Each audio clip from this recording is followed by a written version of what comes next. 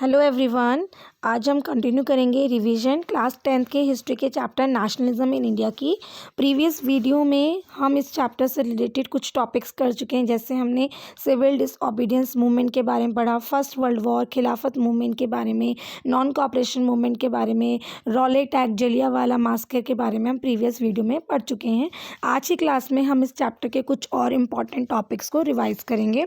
सबसे first topic जो आज हम पढ़ने वाले हैं वो है different strand with in the movement, कि इस मूवमेंट के अलग अलग हिस्सों में क्या नतीजे देखने को मिले, कैसा असर इस मूवमेंट का अलग अलग इलाकों पे रहा, नॉन कोऑपरेशन मूवमेंट का, उसके बारे में पढ़ेंगे।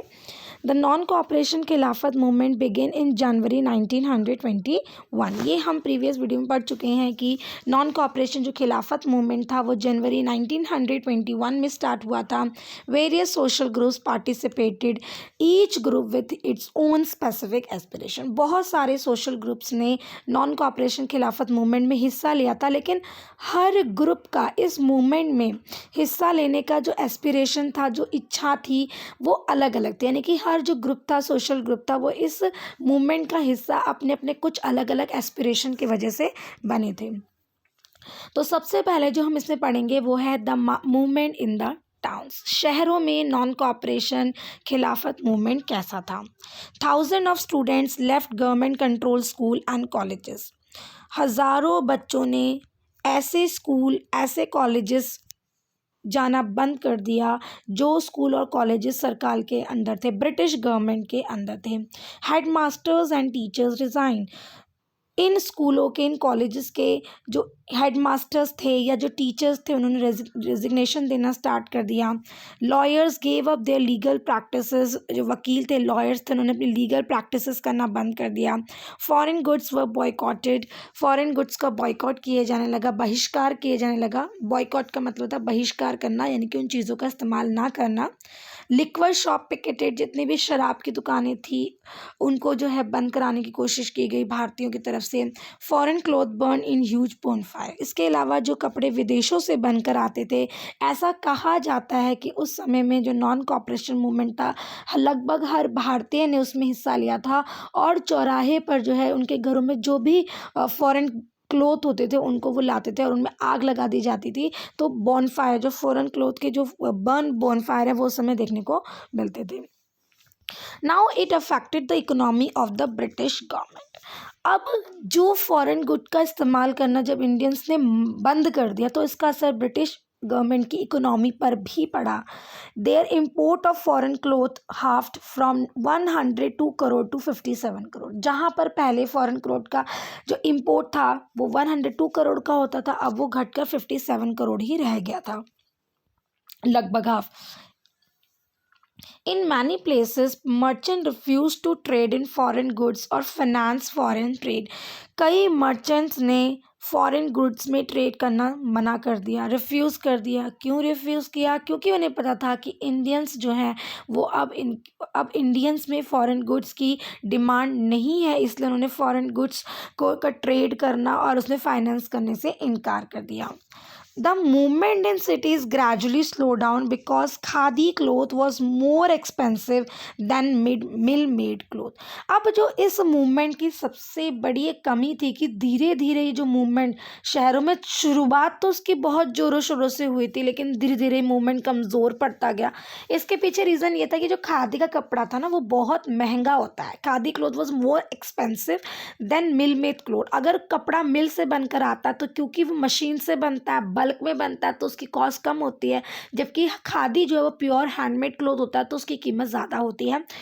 Alternative Indian institution had not been set up. बच्चों से ये तो कह दिया गया था कि आप स्कूल कॉलेजेस जाना छोड़ दीजिए, लेकिन बच्चों को एजुकेशन तो लेनी थी, लेकिन कोई भी ऑल्टरनेटिव इंस्टीट्यूशन नहीं खोले गए थे जहाँ पे वो बच्चे जाकर पढ़ सकें। So student and teacher begin trickling back to government school and colleges. तो धीरे धीरे जो स्टूडेंट्स थे, टीचर्स थे शहरों में, उन्होंने धीरे धीरे जो है गवर्नमेंट स्कूल और गवर्नमेंट कॉलेजेस में जाना शुरू कर दिया।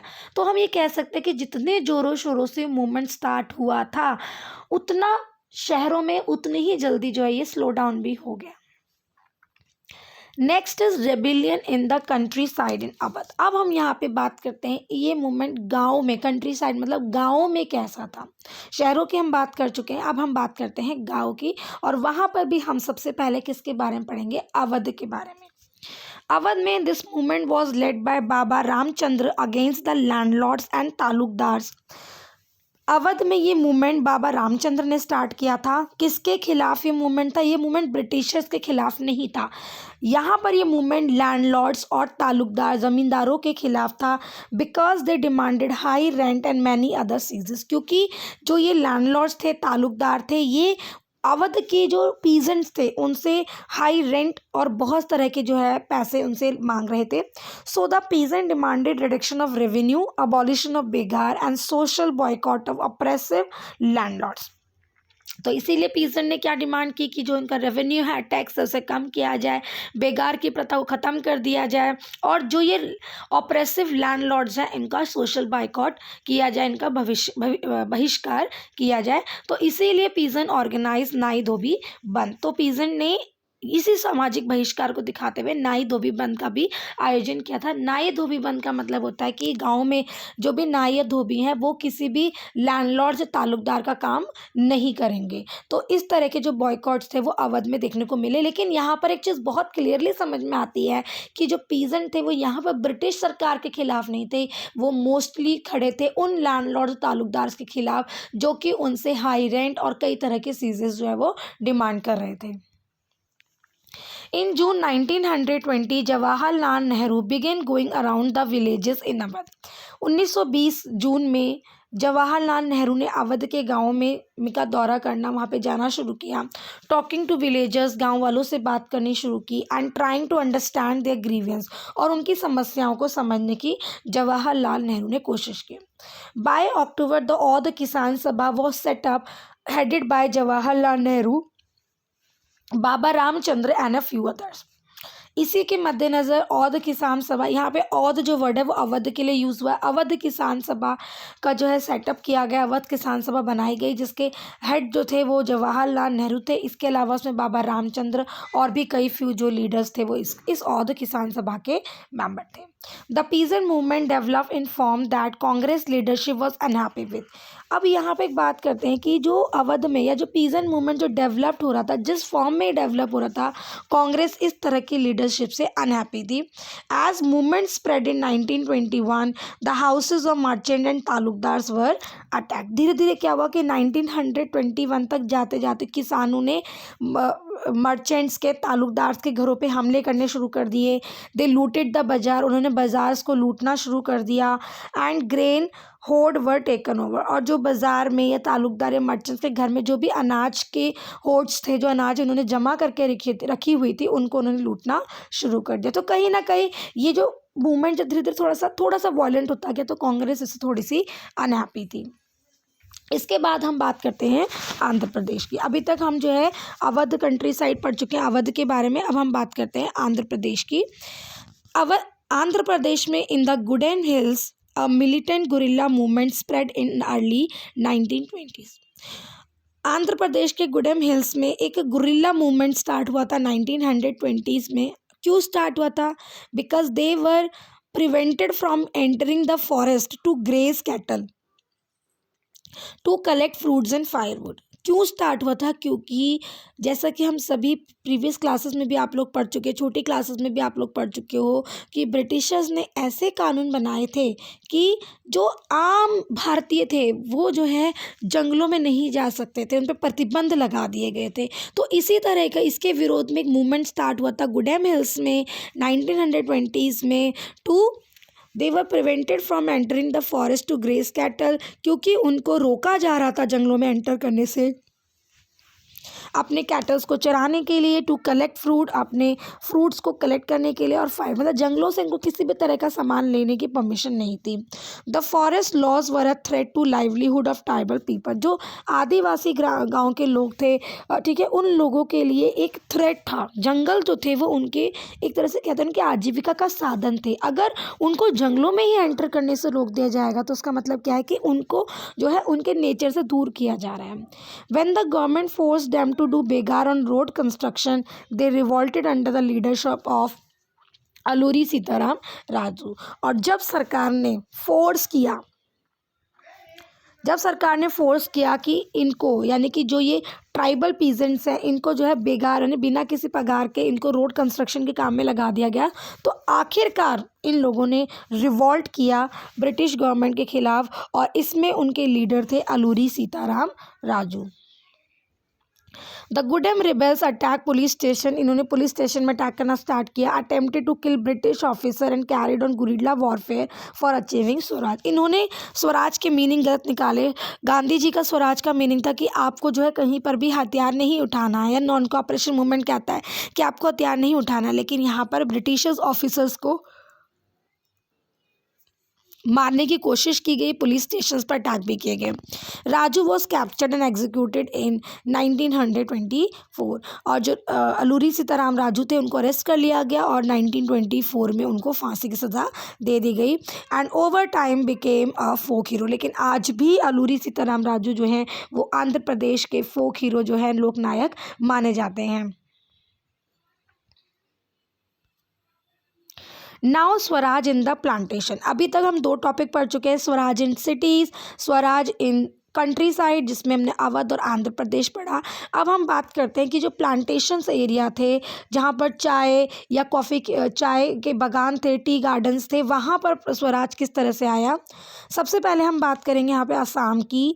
For plantation workers in Assam, freedom mean retaining a link with the village from which they had come. इससे प्रीवियस वीडियोज़ में मैं आपको बता चुकी हूँ कि जो असम के जो इनलैंड इमिग्रेशन एक्ट था, जिसके थ्रू जो है असम के चाय बगानों में काम करने वाले वर्कर्स को आज़ादी नहीं थी कि वो चाय बगानों को छोड़कर अपने गांव जा सके।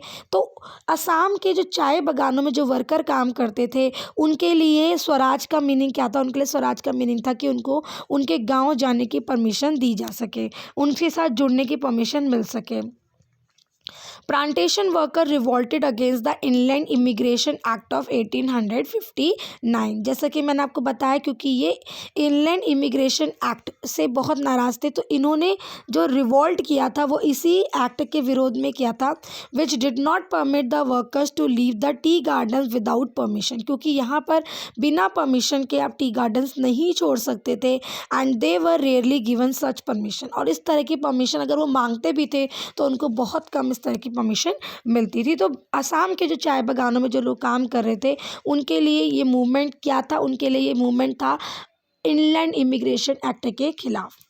When they heard of the non-cooperation movement, thousands of workers defied the authorities, left the plantation and headed home. जब चाय के बागान में काम करने वाले वर्कर्स ने नॉन कोऑपरेशन मूवमेंट के बारे में सुना, तो हज़ारों वर्कर्स ने जो है प्लांटेशंस एरियाज़ को छोड़कर अपने घरों की तरफ निकल गए। They believed that Gandhi Raj was coming and everyone would be given land in their own villages. उन्हें ऐसा महसूस हुआ, उन्हें ऐसा बिलीव हो गया था कि गांधी राज आने वाला है और उनके गांव में उनको ज़मीनें दी जाएंगी। However, they never reached their destination. लेकिन वो कभी भी अपने डेस्टिनेशन तक नहीं पहुंच पाए, क्योंकि जो रेलवेज थी उनकी भी हड़ताल चल रही थी। तो प्लांटेशन वर्कर्स को पकड़ लिया गया और वापस उनको उनकी जगह पर छोड़ दिया गया। अब आते हैं इस मूवमेंट की समाप्ति की तरफ। इन 1922 और चौरी चौरा इन गोरखपुर, अ पीसफुल डेमोन्स्ट्रेशन इन ए बाजार turn into A violent clash with the police. Chauri Chaura जो कि गोरखपुर में एक जगह है, 1922 में वहाँ पर एक पीसफुल डेमोन्स्ट्रेशन हो रहा था। बाज़ार में मतलब बहुत शांति से लोग बैठकर जो है धरना प्रदर्शन कर रहे थे, लेकिन धीरे धीरे प्रदर्शन जो है वो वायलेंट बन गया जब पुलिस के साथ इनकी मुठभेड़ हुई। इन विच 22 पुलिसमैन वर बर्न अलाइव, जिसमें इस भीड़ के लोगों ने 22 पुलिसमैन को जिंदा जला दिया। Hearing this violence, Gandhi ji call off the non cooperation movement. और जब गांधी जी ने इस वायलेंस के बारे में, जब गांधी जी ने इस हिंसक चीज़ के बारे में सुना, तो उन्होंने जो है तुरंत उसी समय नॉन कोऑपरेशन मूवमेंट को वापस ले लिया, यानी कि नॉन कोऑपरेशन मूवमेंट को उन्होंने वहाँ पर ख़त्म किया। तो आज आज की क्लास में जो टॉपिक हमने पढ़े हैं वो है different strands with in the movement, कि ये मूवमेंट हर जगह अलग अलग था, सिटीज़ में कहीं, चाहे कंट्री साइड में कहीं, चाहे प्लांटेशन में कहीं, हर इंसान ने, हर सोशल ग्रुप ने इस मूवमेंट के मीनिंग जो है वो अलग अलग निकाले, अपने हिसाब से निकाले। यानी कि वो जिन समस्याओं से जूझ रहे थे उन समस्याओं का समाधान उन्होंने जो है इस मूवमेंट के ज़रिए निकालने की कोशिश की।